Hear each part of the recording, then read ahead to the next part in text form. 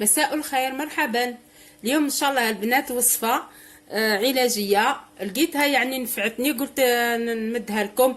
يعني هي معروفة بس حنا زدت لها اضافة وحسيت نفعتني يعني على الكيف. ربي ان شاء الله يجيب الشفاء عليها. وطبعا كل جسم كيفاه يتقبل العلاج، كاين اللي توالمو، كاين اللي تنفعو، يعني كاين اللي ربما ما تنفعوش. عفوا. المهم انا كي درتها مالفا كي تكون عليا الساعه هكا في الليل نبات في حاله، كي درتها كيما هكا جاتني الاخر، قلت الساعه، قلت استنى نجرب. شربت كاس، صدقوني رقدت ما سعلتش خلاص في الليل شويه هكا وحبست بعد. يعني قلت نمدها لكم. تعرفوا اللي عندهم الحساسيه السعله تهلكهم بزاف. هذه هي تبي العبد قاعد، وتعرفوا نعودوا نحوسوا على اي حاجه كيما الغريق كيحوس على قشه هك يحكم فيها. عود حوس على اي حاجه يعالج بها هذاك السعال، يعني صعب جدا اللي جربوه وعلى باله. شوفوا هذا عندنا طبعا كيما عندك انا، توفروا لي انواع كل درتهم، يا برتقال يا ليمون يا يوسفي مندرين. تاكلي الحبه تنفعي روحك بها، ولا كان ليمون هاكي تعصريه وما تحطيش على الاول يسخن باه ما يمتلكش لا فيتامين سي. عندنا عسل الحراء، لازم هذه الوصفه العسل الحراء، ولازم ليمون. وهنا قلت لكم لا ما عندكمش ديري نوع واحد. الليمون طيبيه يهز الغليه كيما هاك، تغسليه طبعا وتعصريه وديريه يهز الغليه فقط مره ولا زوز، وتحبسيه وتخليه هكا حتى يبرد شويه، تزيد يطلق هذاك المنفعه تاعو، ولا مندرين ولا تشينا، ولا تلميهم كامل ها، تغليهم شويه راح تحصلي على منقوع تاع لا فيتامينات هذه تاع الزاست مليح بزاف للصحه. وكذلك كنقولوا يا اخي الله اعلم معلومه، كاتالجين هذيك لاسبيجيك يخدموها من كما يقولوا العزايز تاعنا، لاسبيجيك هذيك يخدموها من تشينا، من قشور تاع المندرين ولا تشينا. المهم عندنا هنا قلنا ليمونه، عصير ليمونه هذه تاع البارح تاني حطيتها طابت، دارت شويه طلقت لي. وهذا العسل الحر، وهذا باش ما نبطاش، يعني تعرفوا الغليه كل تعرفوا تغليو واش تخليو يشغلوا بزاف يهزوا الغليه. هنا عندي 3 انواع، عندي مندرين وتشينا برتقال، وبرتقال ينفعكم ثاني اكثر.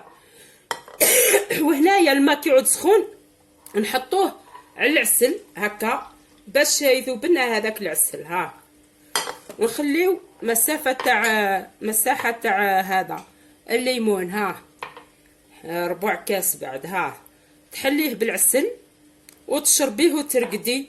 ديريه مثلا في الليل قبل النوم، وديريه الصباح وفي الليل. المهم 3 مرتين ولا 3 في النهار، ما تكثريش بزاف. تعرفوا طبعا اي حاجه يعني العسل القارص ما يدير والو، ما يضروش بصح. مهم ها شوفي تحصلي على مشروب رائع للسعله. الحق صدقوني والله ما نشرب واش نشرب، ونبقى نسعد. كي درت البارح هذا لقيت عليه يعني راحه، قلت نعطيكم وصفه ما تصفوه ما والو، خليو فيه هذاك اللب لابيلب هذيك خليوها، وبقاو غطيوها هكا واش كي طيب هي غطيوها باش يبقاو الزيوت الطياره هذيك، وخليوها كل مره سخنوا منها. عفوا هاي ناضت لاني علاه طيبتها باش نزيد نشرب، وقلت في نفس الوقت صورها لكم خاطر ما زدتش درتها من الليل. شوفوا ها هي ما تشوفوا الجوره ومش مليح خلاص. هذه هي هكا سخون وتشربيه وترقديه، ولا وهكا زمان زيدي شربيه مغرف زيت. واش نتوما ما تشربوه حتى حاجه، الله اكبر، باه تعرفوا بلي نفعتكم ولا لا. خليوها هي برك وشوفوا طرا. هذه يعني انا لقيت عليها الراحه، وانتوما ما نعرف. هذه هي اللي ارتحت البنات تدعي لي فقط. هاي قلت لكم طبعا اللي ارتاحت ولقيت عليها الراحه تدعي لي فقط، اولادي ربي يحفظهم والصحه. تعرفوا طبعا المرض صعيب، وربي يجيب الشفاء الناس كامل. هذه هي. والعسل اللي يقول لك يعني ما تخلطيهاش بالحديد، يعني باش ما تفقدش الاخر تاعها. اني درنا ولا غير ساعات اللوحه وهم تاع ما نكذبوش، يقول لك خشب ولا بلاستيك. المهم ها هي شوفوا، المهم اللي دارتها وارتاحت تدعي لي فقط دعوه خير، ما بغيتش نبخلكم.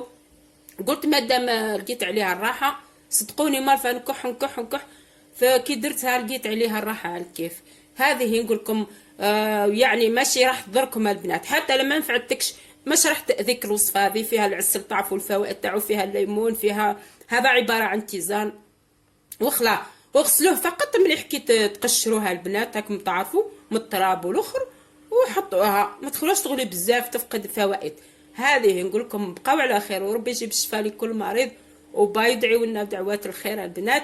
هذا واش نطلبوا. هيا بقاو على خير وباي.